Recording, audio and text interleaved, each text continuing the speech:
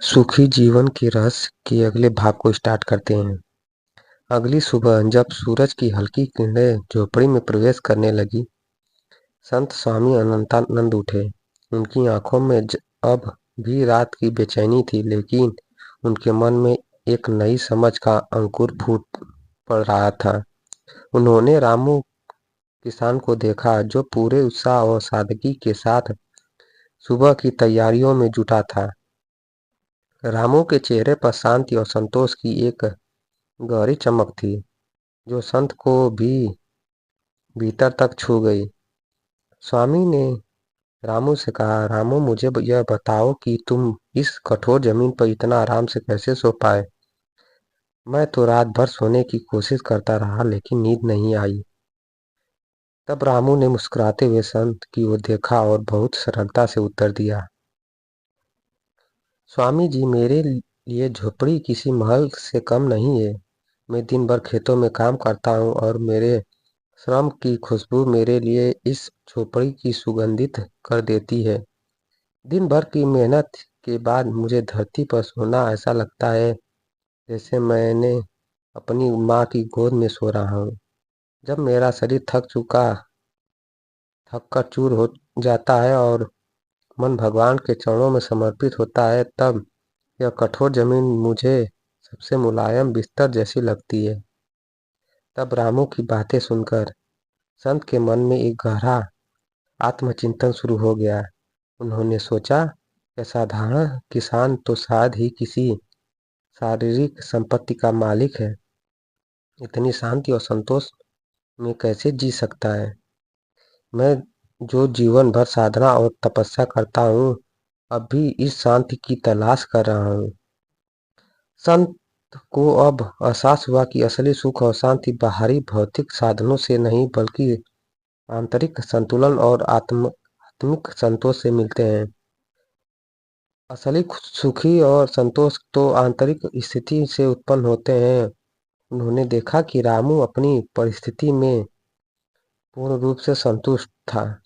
उसकी खुशी का स्रोत उसके श्रम, समर्पण और सरल जीवन में था। वह भगवान पर पूरा विश्वास रखता था और हर दिन उनकी कृपा का अनुभव करता था। संत ने महसूस किया कि रामू का जीवन उन्हीं सिद्धांतों पर आधारित था जो संत जीवन भर दूसरों को सिखाते रहे थे। फिर भी रामू के जीवन में वह सादगी और संतोष था जिसे संत अब तक अनुभव नहीं कर पाए थे।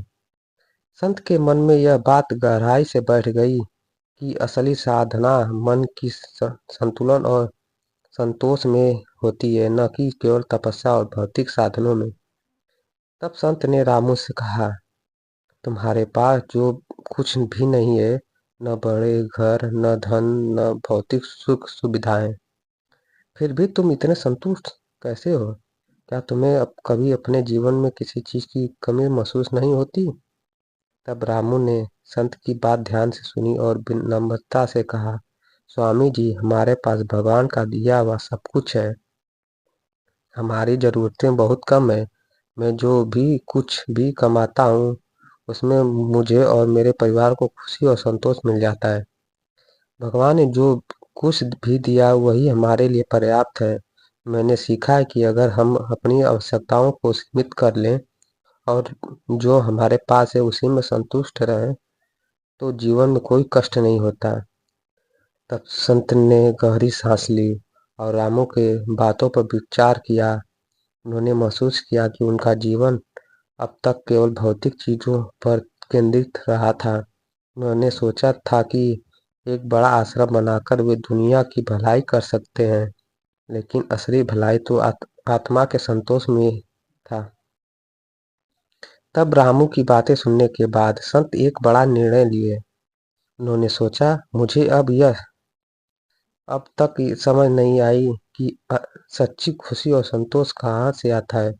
मैंने अपना जीवन साधना में बिताया है, लेकिन इस साधारण किसान ने मुझे वह सिखा दिया जो मैं कई वर्षों से समझने की कोशिश कर रहा था। तब संत ने निर्णय लिया कि वे आश्रम की योजना को त्याग देंगे। उन्होंने सोचा कि वह आश्रम जो बनाना चाहते थे अब आवश्यक नहीं था।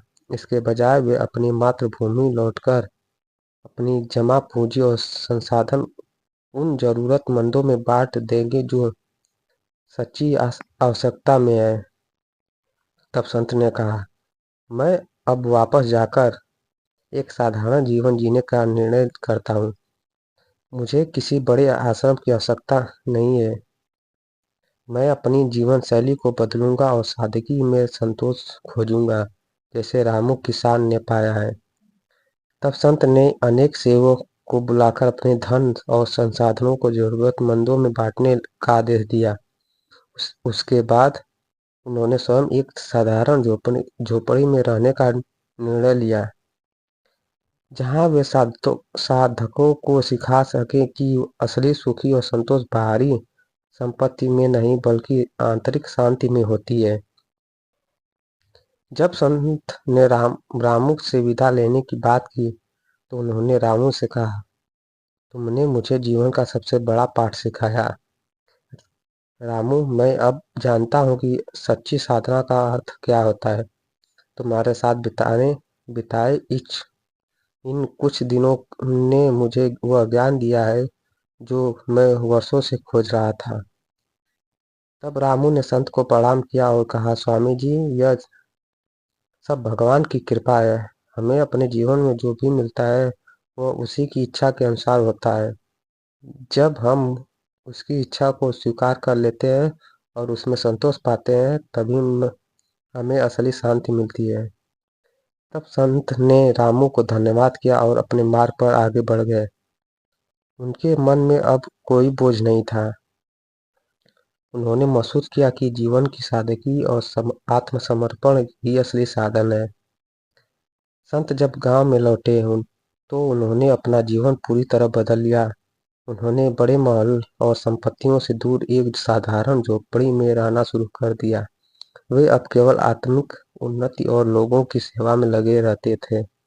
उनकी नई साधना का उद्देश्य दूसरों को भी यह सिखाना था कि जीवन में सच्चा संतोष और शांति भौतिक सुख सुविधाओं में नहीं बल्कि आत्मिक संतोष में निहित है। गांव के लोग संत के इस परिवर्तन को देखकर हैरान थे, लेकिन धीरे धीरे उन्होंने भी संतोष और शांति के इस नए संदेश को समझा और अपनाया। इस कहानी से हमें यह सीखने को मिलता है कि सच्चा सुख और संतोष बाहर की वस्तुओं और संपत्ति और सुविधाओं में नहीं, बल्कि असली सुखी और शांति जो हमारे मन के भीतर छिपी होती है। जो व्यक्ति अपने जीवन में संतोष और शांति प्राप्त कर लेता है, वह दुनिया को किसी भी कठिनाई का सामना कर सकता है। रामू किसान ने संत को सिखाया कि जमीन की सादगी और समर्पण ये सच्चा सुख है। यही थी अनंतानंद दास की कहानी। यदि यह कहानी अच्छी लगी तो मेरे चैनल अनमोल ठाकुर को सब्सक्राइब और लाइक कर दीजिए। धन्यवाद।